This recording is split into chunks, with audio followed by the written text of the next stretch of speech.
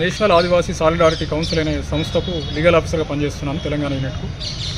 గత 4 రోజుల క్రితం మాకున్న సమాచారం ఏంటంటే, ఒక మధ్యప్రదేశ్కి సంబంధించినటువంటి వ్యక్తి నల్లమల్ల అటవీ ప్రాంతంలో లింగాల ప్రాంతంలో ఎర్రపెంట అనేటువంటి రెవెన్యూ పరిధిలో పశువుల కాపరి ఉన్నాడని, ఆయనకు తెలుగు రావడం లేదు, ఆయన ఏ సమాజంతో బయట సమాజంతో కలిసి ఉండే పరిస్థితి లేదు కాబట్టి అనుమానాస్పదంగా ఉన్నటువంటి సమాచారం మాకు వచ్చింది టోల్ ఫ్రీ ద్వారా.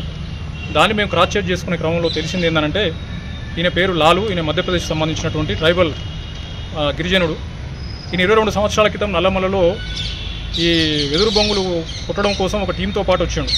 వచ్చిన తర్వాత 22 సంవత్సరాల క్రితం జరిగింది ఏంటంటే, ఈయన పని చేసుకొని తిరిగి వెళ్ళిపోయే క్రమంలో ఈయన దగ్గర 15,000 రూపాయలు ఉన్నప్పుడు గుర్తు తెలియని వ్యక్తుల మీద దాడి చేసి ఆ డబ్బులు లాగేసుకోవడంతో ఎక్కడ పోవాలో అర్థం కాక ఫారెస్ట్లో తిరుగుతున్న సందర్భంలో అదే గ్రామానికి చెందినటువంటి ఒక ఆయన జగదీష్ నాయక్ అనేటువంటి వాళ్ళ తండ్రి ఈయనను చేరదీసి అప్పటి నుంచి ఆయన పశువుల కాపరిగా ఆయన వ్యవసాయ క్షేత్రం దగ్గర పనిచేయించుకుంటున్నారు.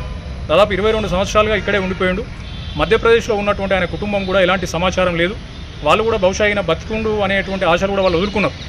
ఈ సందర్భంలో ఈయనను ఈ పూర్వపరాలను తెలిసిన తర్వాత ఈయన మధ్యప్రదేశ్ అని ఈయన ఊరు ఇవన్నీ మనకు ట్రేస్ అవడంతో ఇప్పుడు ప్రస్తుతం ఆర్డీఓ గారు ముందు ప్రొడ్యూస్ చేయడం జరుగుతుంది. ఆర్డీఓ గారు తదుపరి ఆదేశాల మేరకు ఈయనను మధ్యప్రదేశ్కి పంపించడం జరుగుతుంది.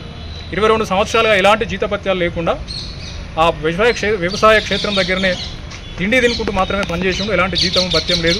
ఈయన కుటుంబ సభ్యులతో ఎలాంటి కాంటాక్ట్ లేదు, బయట తిరిగేటువంటి పరిస్థితే లేదు.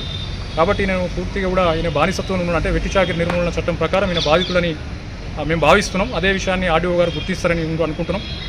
ఒకవేళ ఈయన వెట్టి చాకిరి చట్టం ప్రకారం ఈయన బాధితుడైతే తదుపరి చర్య అంతా కూడా ఆర్డీఓ గారు తీసుకోవాల్సి ఉంటుంది. ఇది విషయం.